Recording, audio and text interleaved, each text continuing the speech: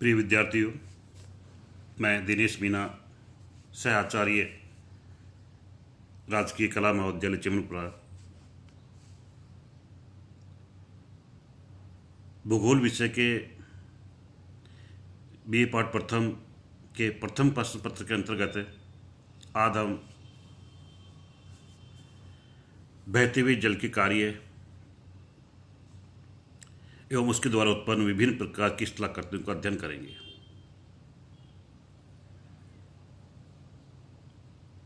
बहते हुए जल का मतलब यहाँ पे नदी के द्वारा होने वाले विभिन्न कार्यों से है, जैसे कि अपरदन, परिवहन एवं निक्षेपण।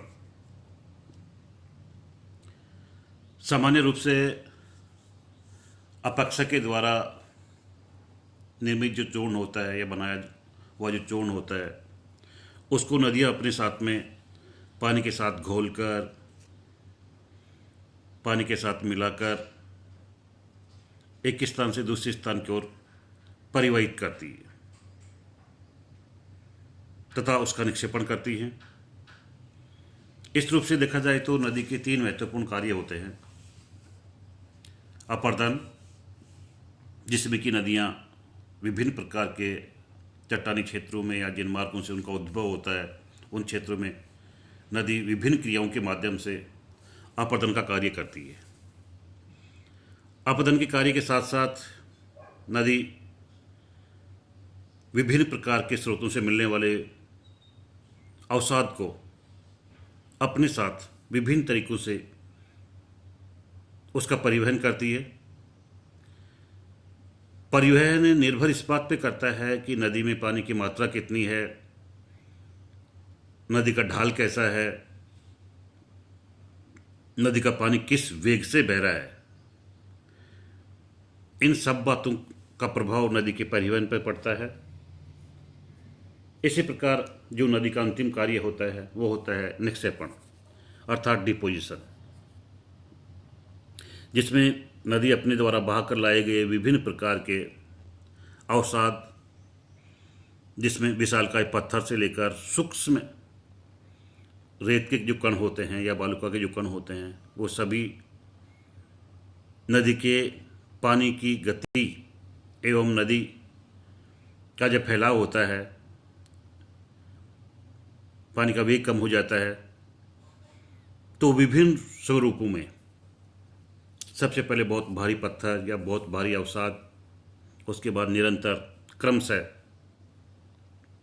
हल्का होते हुए लास्ट में कांप मिट्टी के रूप में नदी का अंतिम निक्षेपण होता है। अतः नदी के तीन कार्य सबसे महत्वपूर्ण हो गए: अपरदन, परिवहन एवं निक्षेपण।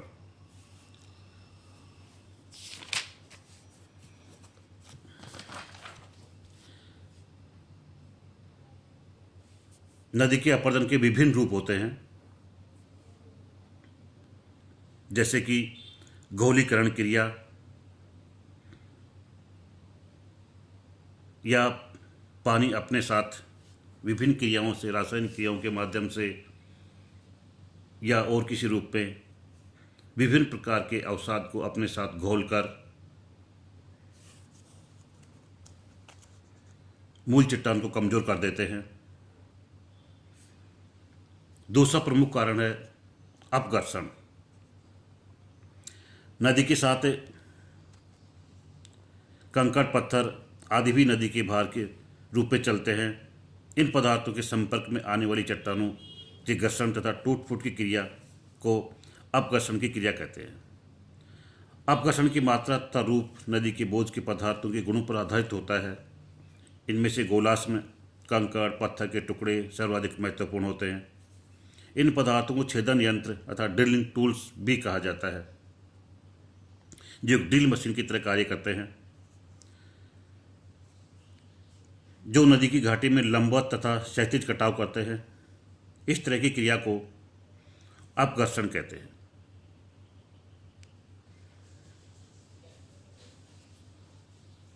तीसरा प्रमुख रूप है सन्निघर्षण। नदी के साथ कंकड़, पत्थर आदि नदी के अवसाद भार के रूप में साथ चलते हैं। इनका कार्य दो रूपों में होता है: प्रथम रूप में तो ये नदी की घाटी के किनारे तथा तली का घर्षण करते हैं, इसका ऊपर उल्लेख किया जा चुका है। दूसरे रूप में ये टुकड़े आपस में भी टक्कर खाते हैं, जिससे उनमें टूट फूट होती रहती है। इस तरह टुकड़ों की आपस में रगड़ तथा घर्षण द्वारा टूटने की क्रिया को सन्निघर्षण के नाम से संबोधित किया जाता है, जिसमें बहुत भारी कंकड़ आपस में एक दूसरे से टकराकर सूक्ष्म से सूक्ष्म रूप में निरंतर परिवर्तित होते जाते हैं।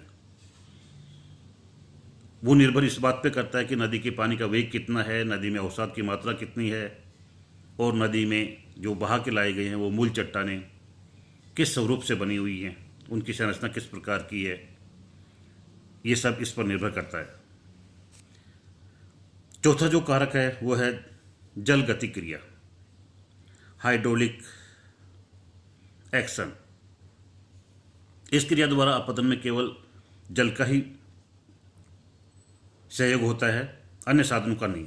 बिना कंकड़ पत्थर आदि की सहायता के तथा बिना रासायनिक क्रिया के जल यांत्रिक ढंग से मार्ग में पड़ने वाली चट्टानों के कणों को धक्के द्वारा ढीला तथा कमजोर बनाकर तथा उन्हें चट्टान से अलग करके अपने साथ लेकर बहता है।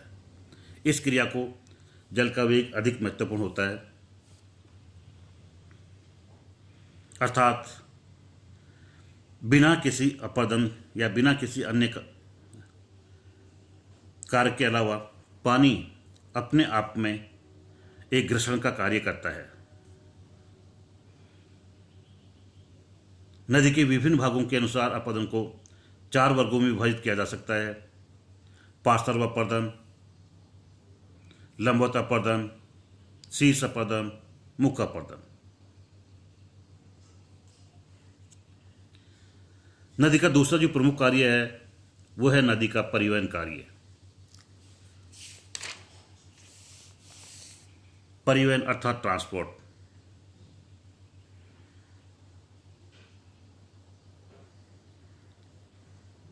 नदी का परिवहन कार्य, जैसा कि मैंने पूर्व में बताया आपको, नदी में पानी की मात्रा, नदी का ढाल, पानी की गति,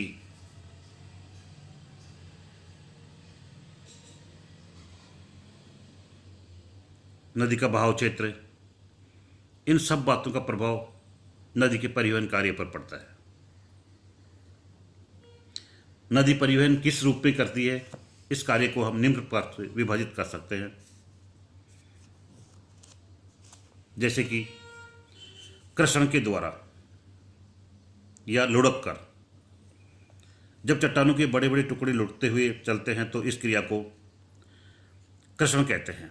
इस विधि में चट्टानों के टुकड़े एक ही बार में परिवहित नहीं हो पाते, वरन एक स्थान से दूसरे स्थान पर पुनः उसे तीसरे स्थान पर आदि रूप में चलते हैं। ये टुकड़े नदी की तली के साथ फिसल कर या लुढ़क कर चलते हैं। उत्परिवर्तन द्वारा इस विधि में चट्टानों के टुकड़े जल के साथ नदी की तली पर उछल उछल कर स्थानांतरित होते हैं। उछलने या फुदकने की क्रिया निहायत मंद होती है। इस विधि से परिवहन की क्रिया को उत्परिवर्तन कहते हैं। लटक कर चलना, यह सामान्य नियम है कि जल में प्रत्येक वस्तु का भार कम हो जाता है। जब शैलकण चट्टानों से अलग होकर नदी के जल में गिरते हैं तो जल की प्लवनशीलता के कारण उनके भार में कमी आ जाती है। इस क्रिया के कारण मध्यम श्रेणी के टुकड़े जल में लटकते रहते हैं तथा जल धारा द्वारा दूर तक बहा लिए जाते हैं। इस विधि को लटकन विधि भी कहा जाता है। अनुमान किया जाता है कि मिसिसिपी नदी के बोझ का 90% भाग लटकन के रूप में चलता है।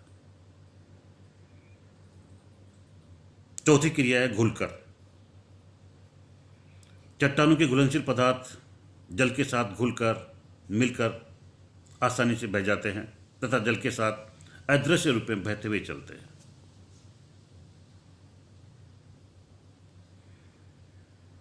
नदी के अपरदन के द्वारा उत्पन्न विभिन्न स्थल रूप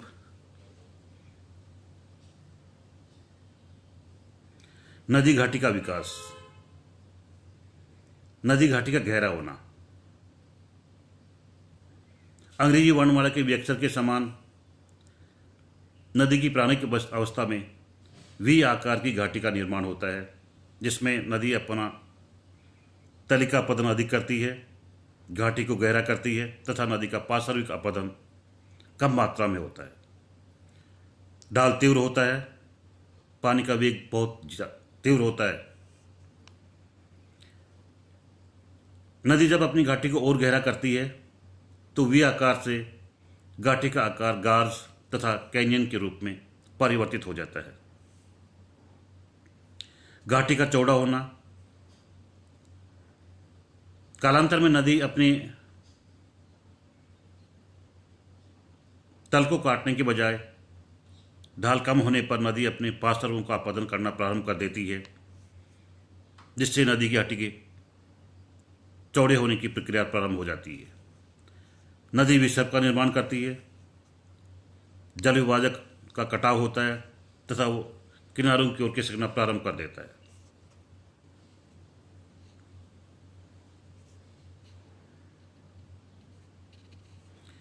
जलप्रपात का निर्माण। जलप्रपात का निर्माण विभिन्न परिस्थितियों पर निर्भर करता है, अर्थात नदी के मार्ग में कमजोर एवं कठोर चट्टानों का मिलना, नदी के मार्ग में चट्टानों का प्राकृतिक वनस्पति से विभिन्न प्रकार के अवरोधों का निर्माण हो जाना, जिनसे पानी एक ऊंचाई से नीचे गिरता है। इस प्रकार की क्रिया को हम जलप्रपात के नाम से संबोधित करते हैं। जलगर्तिका अर्थात पॉटहोल। नदी के मार्ग में विभिन्न प्रकार की चट्टानें असंगठित रूप से पाई जाती हैं, तब कमजोर चट्टानें आसानी से कट जाती हैं, जिसमें एक छिद्र का निर्माण होता है।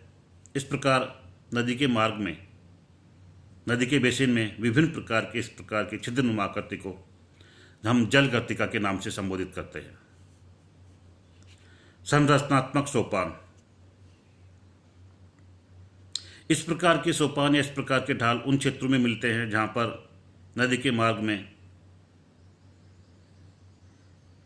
कठोर एवं कमजोर चट्टानें संयमित रूप से पाई जाती हैं। कमजोर चट्टानें आसानी से काट दी जाती हैं एवं कठोर चट्टानों को कटने में पर्याप्त समय लगता है। इस प्रकार एक सीढ़ी नुमा या संरचनात्मक ढाल का निर्माण होता है, जिसको हम संरचनात्मक सोपान के नाम से संबोधित करते हैं। नदी वेदिका।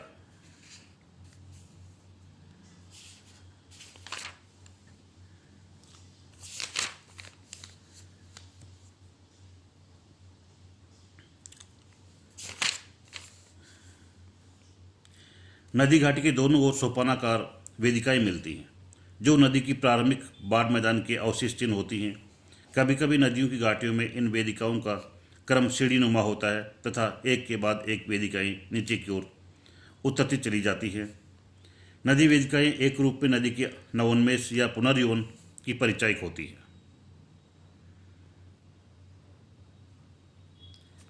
नदी विसर्प।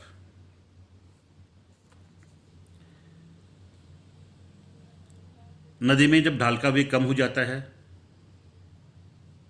या नदी अपनी प्रौढ़ अवस्था से वृद्ध अवस्था की ओर जाती है, तो नदी का पानी लंबवत बहने की बजाय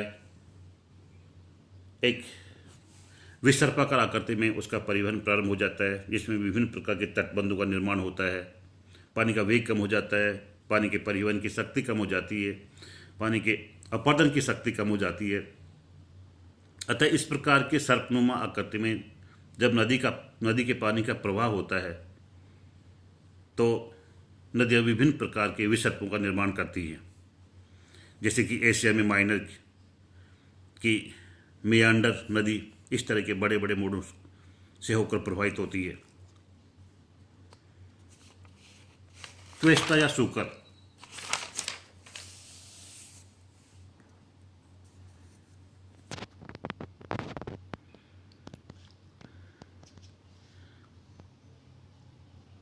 नदी अपनी अंतिम अवस्था में इस प्रकार की क्वेस्टा एवं शूकर का निर्माण करती है। संप्राय मैदान। यह नदी की अंतिम अवस्था होती है, जिसमें नदी एक उत्थित स्थलाकृति को एक लंबे समय के बाद में एक आकृतिविहीन समतल मैदान के रूप में अपहरित करके अर्थात उसका पेनिप्लेनेशन या संप्राय मैदान के रूप में उसका निर्माण कर देती है।